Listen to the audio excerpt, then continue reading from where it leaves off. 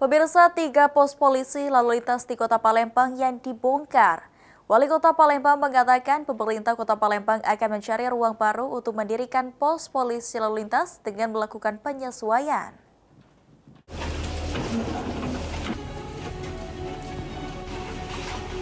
Tiga pos polisi lalu lintas di Kota Palembang yang dibongkar beberapa waktu lalu.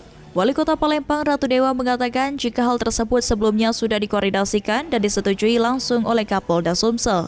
Pembongkaran 3 pos polisi juga bertujuan untuk peremajaan agar polisi yang bertugas nyaman, serta memperbaiki posisi pos agar tidak menghalangi pengendara kendaraan dan pejalan kaki. Pemerintah Kota Palembang akan mencarikan ruang baru untuk mendirikan pos polisi lalu lintas dengan penyesuaian agar pos yang baru sesuai keinginan masyarakat. Dan juga kita ingin kasih space ruang untuk para pejalan kaki, karena undang-undang mengatur bahwa di sana ada hak roda 4, roda 2 dan juga ada hak dari pejalan kaki.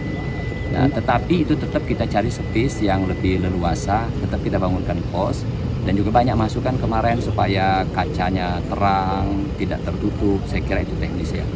Intinya semua pos yang ada videotron di atas, pos yang mengganggu kenyamanan dari para pengendara, itu juga semuanya kita buka.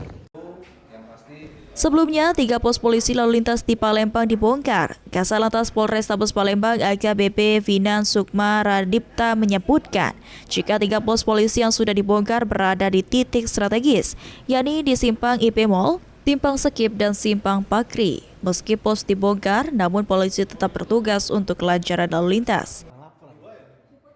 Di mana pos tersebut tujuannya mau di permajaan dan relokasi. Nanti alhamdulillah dari Pemkot, dalam hal ini Pak Wali Kota, kemarin juga sempat kami berkomunikasi, beliau mensupport dan mendukung dan juga akan memberikan bantuan. Nanti akan pembangunan pos-pos 3 tersebut di tempatnya juga di sekitaran situ, nanti melihat ruang pos tersebut tidak mengganggu akses trotoar maupun dari masyarakat. Selain 3 pos tersebut, Pos Lantas Raja Wali juga masuk dalam daftar rencana pembongkaran, namun masih menunggu koordinasi lebih lanjut dengan pemerintah Kota Palembang. Tim Liputan PAL TV.